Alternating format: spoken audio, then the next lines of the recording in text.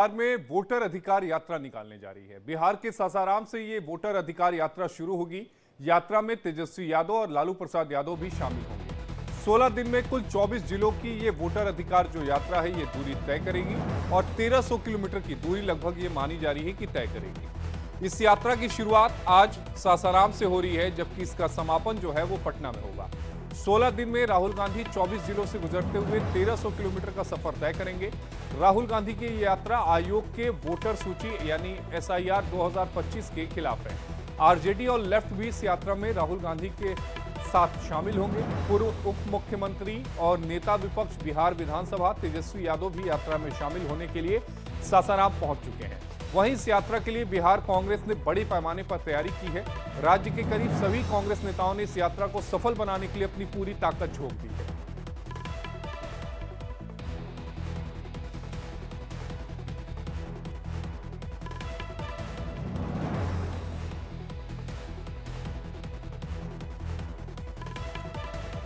इसी बीच नेता विपक्ष तेजस्वी यादव ने एक बड़ा बयान दिया है। बिहार विधानसभा के SIR पर तेजस्वी यादव का बड़ा बयान है। ये लोकतंत्र बचाने की लड़ाई है। लोगों के नाम काटे जा रहे हैं, हम किसी को वोट जो है वो कटने नहीं दे रहे हैं।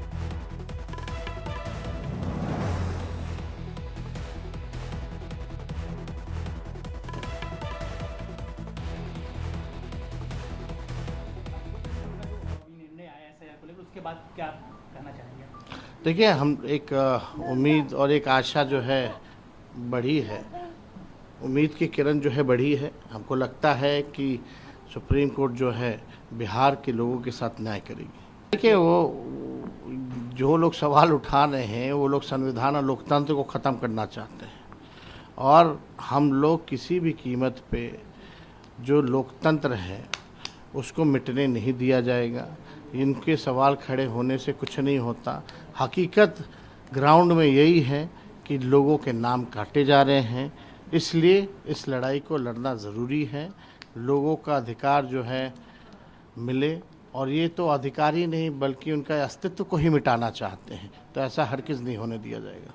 और देखिए, भाजपा के लोग लगातार जो है संवैधानिक संस्थाओं का दुरुपयोग कर रहे हैं और संविधान को, लोकतंत्र को ख़त्म करने का प्रयास किया जा रहा है। और हम लोग हर किस जो है, बिहार की धरती जो है लोकतंत्र की जननी है और लोकतंत्र को भाजपा यहाँ से बिहार से ख़त्म करेगी जो लोकतंत्र की जननी है। हम लोग बैठने वाले नहीं हैं। हम लोग हर एक लड़ाई लड़ेंगे, जहाँ लड़ना पड़े लड़ेंगे और अपने मतदाताओं का जो मत का अधिकार जो संविधान में मिला है उसको हम लोग मिटने नहीं देंगे। हर बिहारी अपना वोट डालेगा, ये हम लोग सुनिश्चित करने के लिए यात्रा पर आज से हम लोग जा रहे हैं। और आदरणीय लालू प्रसाद यादव जी जो है यात्रा में, राहुल गांधी जी आ रहे हैं और लालू जी जो है हरी झंडी दे करके हम लोगों को रवाना करेंगे।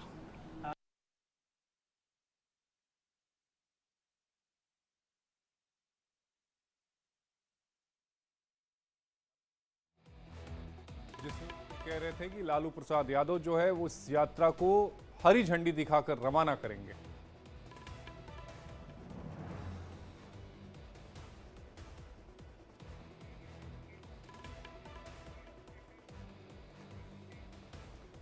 तो वहीं राहुल तेजस्वी के वोट चोरी के आरोप पर केंद्रीय मंत्री गिरिराज सिंह ने क्या कुछ कहा, वो आपको सुनवा देते हैं।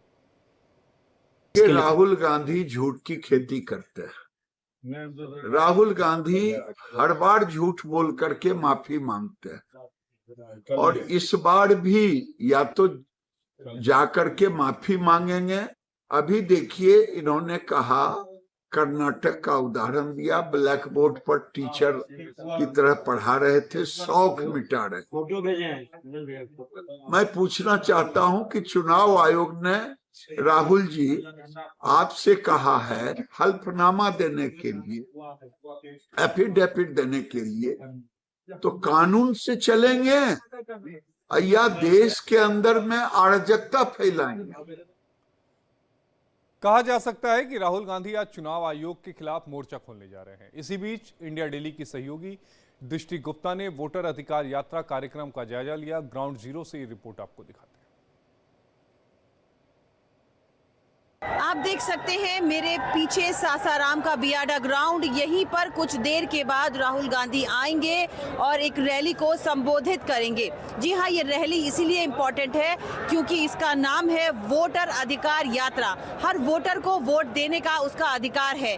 1300 किलोमीटर पैदल चलेंगे और 25 से भी ज्यादा जिलों में लोगों से बातचीत करेंगे। इस यात्रा में इंडिया गठबंधन के सारे नेता शामिल होंगे। मल्लिकार्जुन खड़गे, राहुल गांधी तो होंगे ही, तेजस्वी यादव, लालू यादव और इसके अलावा मुकेश साहनी, ये सारे बड़े लीडर आएंगे और जनता से बात करेंगे और उनको बताएंगे। उनका ये कहना है कि एक वोट नागरिक का अधिकार है और इस अधिकार को उनसे कोई नहीं छीन सकता। सासाराम की ये रैली, 16 दिन की रैली कितनी इंपॉर्टेंट साबित होगी इंडिया गठबंधन के लिए, ये देखने वाली बात है। दृष्टि गुप्ता, इंडिया डेली, सासाराम। सासाराम से शुरू होने वाली 16 दिन की ये यात्रा बेहद अहम है क्योंकि एक तरफ इस यात्रा में जो विपक्षी पार्टियां हैं बिहार विधानसभा में वो अपने आप को मजबूत करेंगी, वहीं कांग्रेस अपनी जमीन को और ज्यादा मजबूत करने की कोशिश करेगी। तो 16 दिन की इस यात्रा में ये यात्रा आखिर कहां से गुजरेगी वो भी आपको बता दें। बेतिया, सीतामढ़ी, दरभंगा, सुपौल, पूर्णिया, कटिहार, मुंगेर, शेखपुरा, वजीरगंज, कुटुंबा, सासाराम, पटना, आरा, छपरा। अब आपको रूट मैप भी दिखाते हैं। सासाराम यानी आज से ये यात्रा जो है वो शुरू हो रही है। इसके बाद कुटुंबा, फिर वजीरगंज, शेखपुरा, मुंगेर, कटिहार, पूर्णिया, सुपौल, दरभंगा, बेतिया, छपरा, आरा, पटना। पटना में इसका समापन होगा। लगभग अगर देखा जाए तो पूरे बिहार को कवर करने की कोशिश की गई है।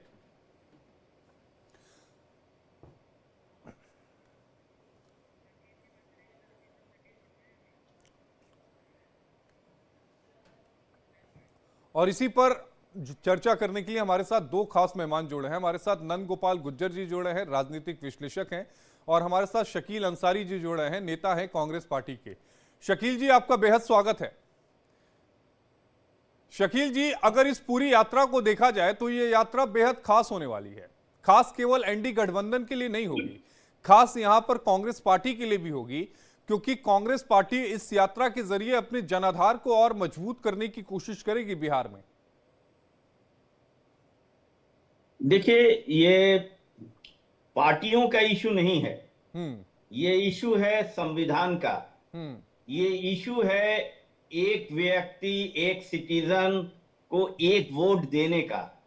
ये इशू है कि हम जनता सुप्रीम है कि बनी हमारे द्वारा बनी हुई या हमारी चोरी से वोट से बनी हुई सरकार हमारे ऊपर डिक्टेशन दे सकती है।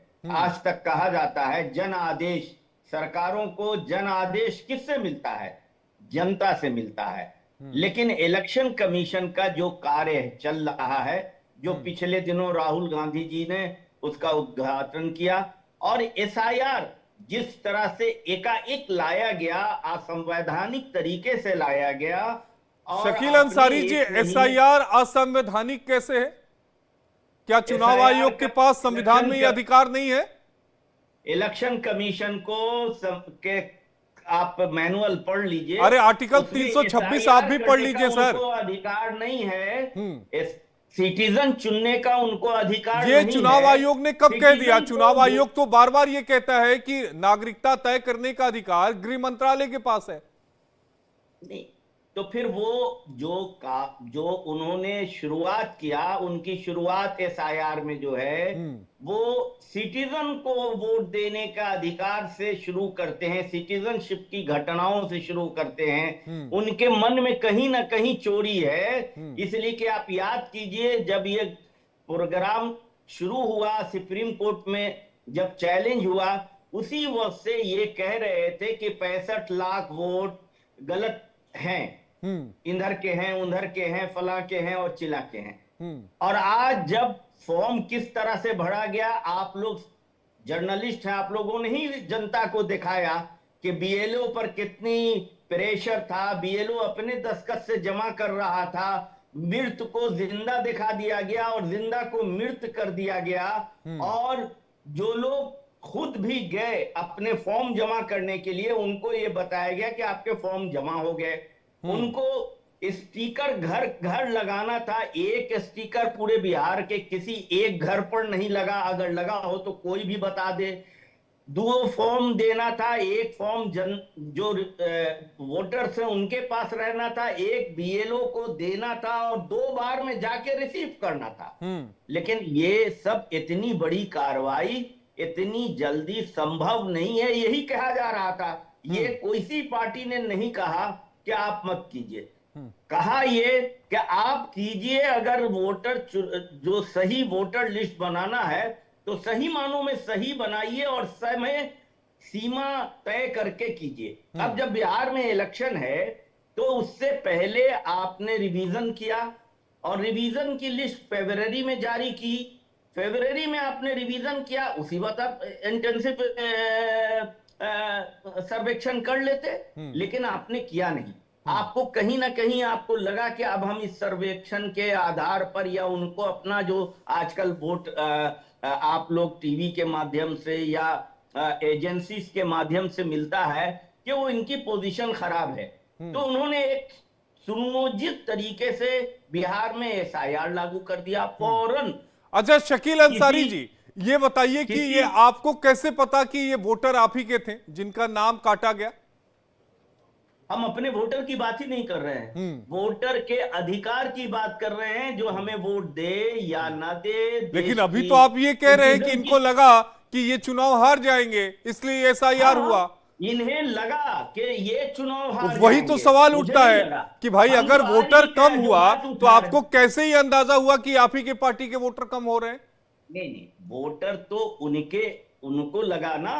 हम तो उनके राइट की बात कर रहे हैं, सिटीजन राइट की बात कर रहे हैं, वोटर राइट की बात कर रहे हैं, संविधान की बात कर रहे हैं। तो आप क्या चाहते हैं, घुसपैठियों को वोट करने का अधिकार दे दिया जाए क्या? ये घुसपैठियों को वोट करने का अधिकार दे दिया जाए क्या? ये जो डायलॉग बीजेपी के माध्यम से पत्रकार बोल रहे हैं, नहीं, मैं पूछ रहा हूं। जो 65 लाख उन्होंने घोषित किया कि ये 65 लाख वोटर नहीं है, उसमें एक भी घुसपैठियों का नाम नहीं लिया उन्होंने। इलेक्शन कमीशन ने उन्होंने कहा कि मृत पाए गए हैं ये लोग, ये बाहर चले गए हैं, फॉर्म नहीं जमा किया है, ये बात कही। एक बात भी ये नहीं कही इलेक्शन कमीशन ने 65 लाख वोटों को हटाने में कि इसमें घुसपैठिए थे। तो आप ये सवाल कहां से ले आ रहे हैं? अब मेरी बात सुन लीजिए, अभी तक जो शिकायतें दाखिल हुई हैं आयोग के पास, उनकी संख्या 28,870 है। और दिलचस्प बात यह है कि अभी तक किसी भी राजनीतिक पार्टी की तरफ से आयोग को यह नहीं बताया गया कि भाई अमुक व्यक्ति का नाम कट गया है। राजनीतिक पार्टी की तरफ से इसमें कुछ हस्तक्षेप नहीं किया गया है।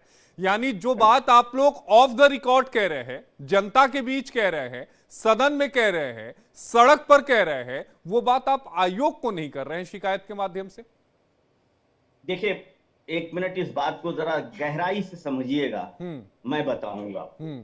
तब ये जनता, जिस जनता के वोट कटे हैं, उस जनता को अभी तक जानकारी ही नहीं है कि मेरे वोट काट दिए गए, क्योंकि जो माध्यम है उनके जानकारी का, वो माध्यम विड्रॉ एकाएक कर लिया इलेक्शन कमीशन ने। जो लिस्ट जारी की उसको भी विड्रॉ कर लिया। अरे अब तो सुप्रीम कोर्ट कह दिया ना कि हर ब्लॉक, हर तहसील पर आपको पूरा निकालना पड़ेगा और बताना पड़ेगा कि अगर अमुक व्यक्ति का नाम कटा है तो क्यों कटा है। ये कहा तो है, अब इम्प्लीमेंट पहले अरे इम्प्लीमेंट करना पड़ेगा, देश की सबसे बड़ी अदालत का आदेश है। तो उससे पहले भी सुप्रीम कोर्ट ने कहा कि आधार को मानना है। नहीं, सुप्रीम कोर्ट ने सुझाव दिया था, अब सुप्रीम कोर्ट ने कहा है नहीं, शकील अंसारी जी बातों को नहीं मिलाई। शकील अंसारी जी, मैं तो सुप्रीम कोर्ट ही कवर करता हूं। अरे आप वहां थे तो मैंने भी तो हियरिंग कवर की है ना।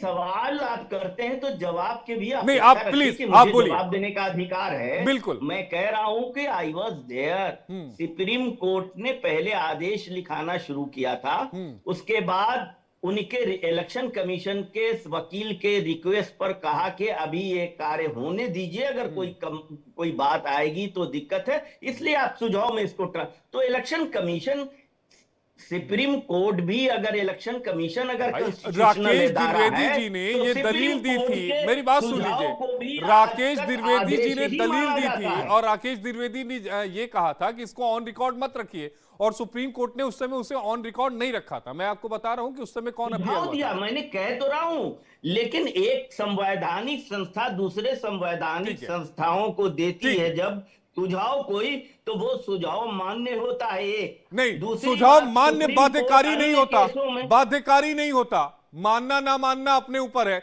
नंद गोपाल गुज्जर जी राजनीतिक विश्लेषक है, शकील भाई एक कमेंट उनसे भी ले लेते हैं, अभी जुड़े हैं। नंद जी बेहद स्वागत है। वोटर अधिकार यात्रा पर आपकी एक टिप्पणी। सबसे पहले तो मैं कहना चाहूंगा, शकील साहब बहुत सीनियर नेता हैं, केंद्र में मंत्री भी रहे हैं, उन्हें ये जरूर पता होगा बिहार के नेता ग्रास रूट से जुड़े हुए हैं, क्या अवैध लोग एंटर नहीं किए हैं। बिहार के जितने भी बॉर्डरिंग एरिया हैं उसमें अब क्या अवैध वोटर नहीं है, या अवैध लोगों ने घुसपैठ नहीं की है, क्या बांग्लादेशी लोग वहां नहीं आए, और यदि आए हैं तो उन्हें वोटर लिस्ट से निकालना चाहिए। इसमें गलत क्या है।